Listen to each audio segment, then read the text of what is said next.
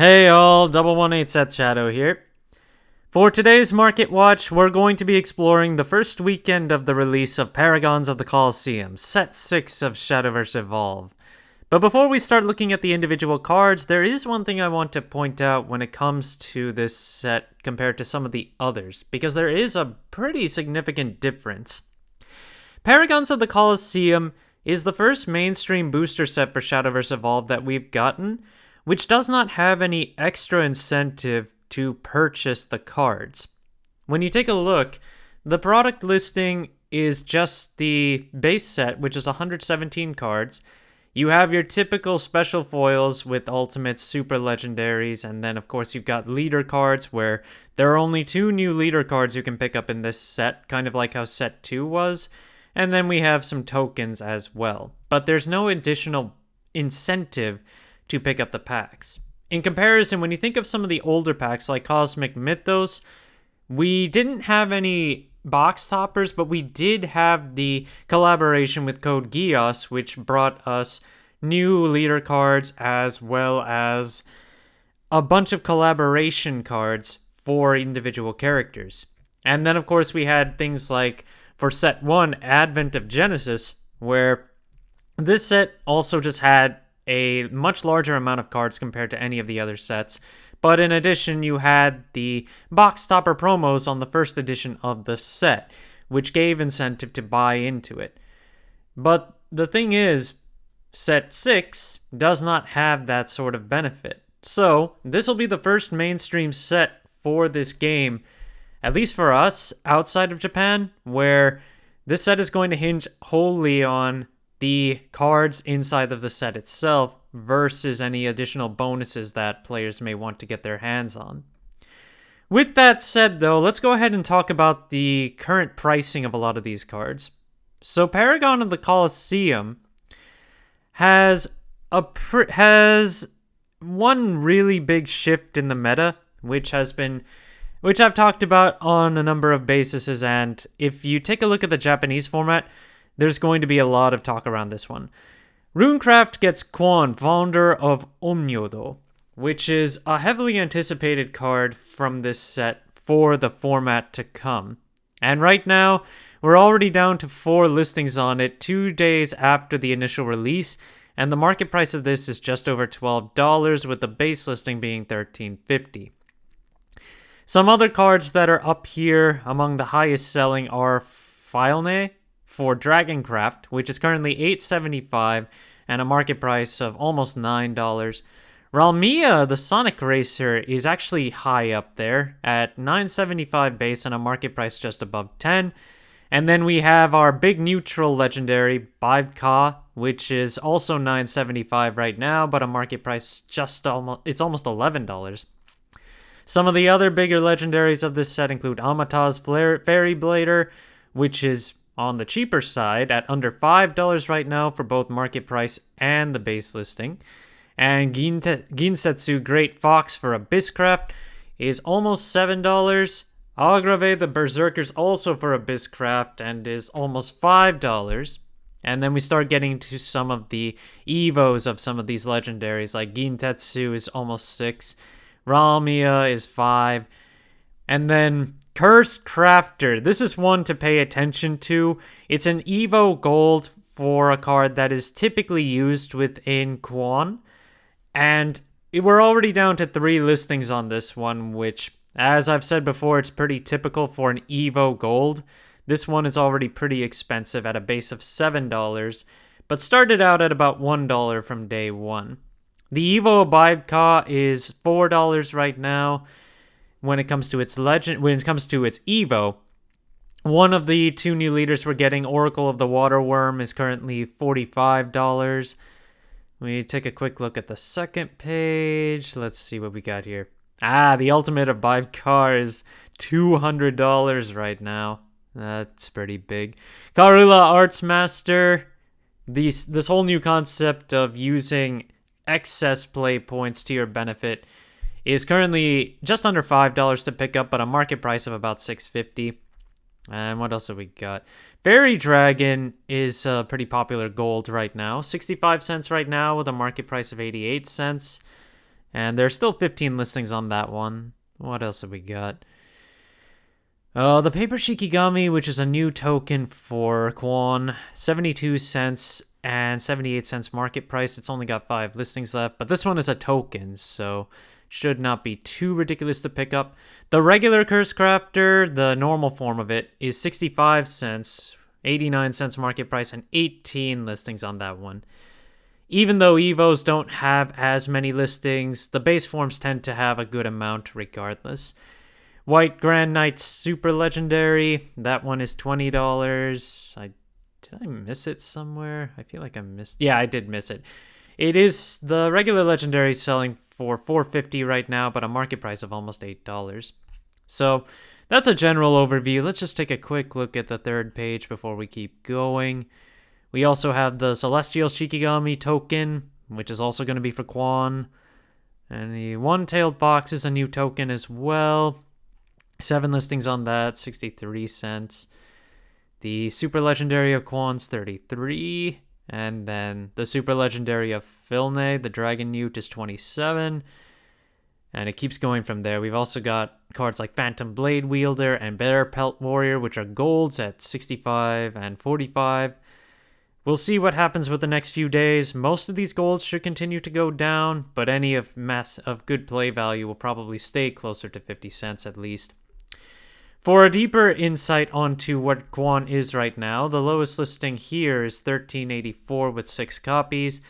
And the high price we've seen it sell for so far is $20. 147 copies sold in the last 3 days, with only 2 selling on average per day.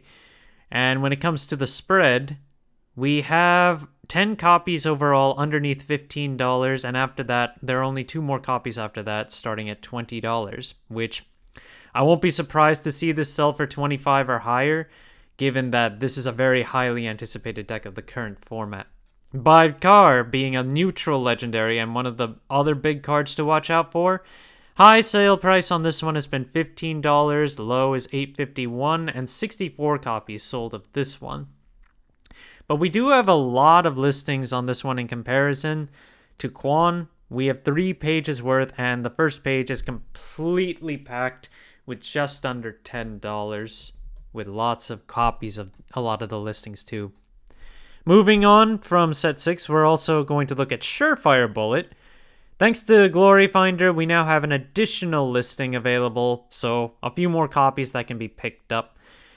And right now, when it comes to what's available on the market, the original gold plus the gold from Glory Finder are the cheapest at $2 to $3 a piece, and you still have the promo version from one of the earlier showdowns, where this card is at least $3.75 to pick up right now, and has a market price of $4.17. Trail of Light has lots of listings on the market right now, including for its foil promo from the showdowns. So this one really is really not leaving the market yet. It might leave the market with set 7 due to the addition of Natura, which could use this card a whole lot more. But for the time being, Trail of Light is available for 50 cents pretty much across the board, just a little bit higher than that when you consider shipping and handling too. But ultimately, still easy to pick up if you need them. The Showdown promos for this season are now up in full, with Dark Alice's alternate art now on the market. However, there's only one listing right now at $550, which, well, all I can say is that that's absurdly high. We've never had a Showdown promo sell this high in the past, and it's highly unlikely we're going to see that happen here either.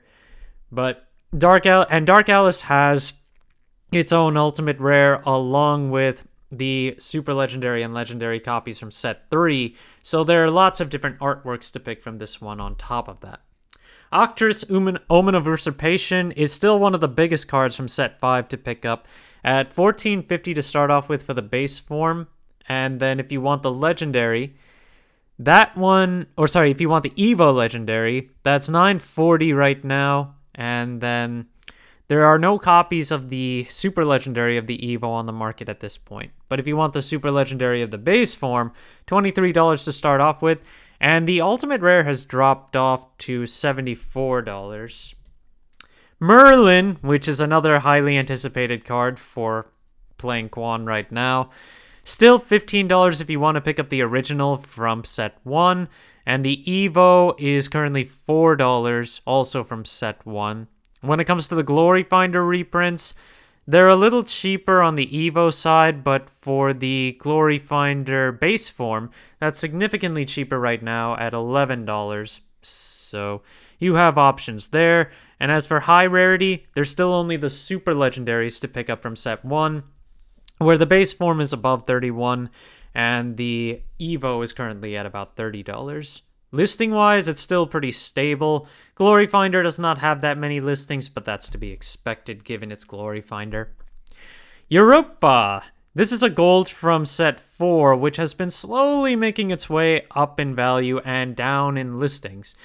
The high sale price in the last 3 months has been $2, and on top of that, we don't have that many sold overall, but the recent sales have been seeing the increase to $2 recently, and there are only 9 listings right now.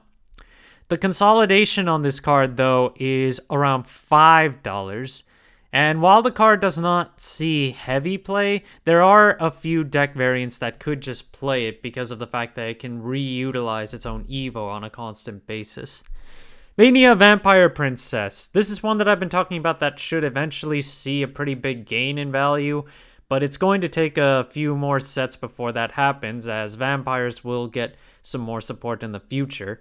Right now, the legendary is currently at $1.88 base with a market price of around $2.50, and we go all the way up to the ultimate rare. We only have 2 listings on that one, starting from $74. Last I had checked, it was all the way up at $100. Okay, let me check here. That's a Japanese one. So there's only 1 copy of Vania for $250, and they even have $5 shipping tied to that. The high sale price on this one, though, was $100. So, unless we see more copies of this at the market, I think you're out of luck if you want to pick up the ultimate. Agnes Tachyon is a little bit lower right now on its base legendary at $29, but the market price is still in the mid-30s. But the Evo has dropped off a little bit more to $690. But the market price is $10.24 on that. Actually, rather than look at some of the others, I want to see how this has been looking. The Evo, yeah, $690 is the base, but it's a $2 shipping tag. For the most part, it's still basically a $9, $10 card, and nobody seems to have multiple copies except for one seller here at $7.90 a piece. And in terms of the last few sales, it's still selling between $8 and $9. So Agnes still has playability as we go along, given that even though it is an Uma Musume card, it's completely generic to play in RuneCraft right now. Marozensky, which had been seeing a wild ride for the last few months and the last few formats, seems to have been settling down further, and now the regular legendary is back to $10, while the super legendary is currently around $15.50, and this is for the base form. If you want to pick up the Evo, that one hasn't really changed in value. It's still $1 to $5 to pick up depending on which rarity it is.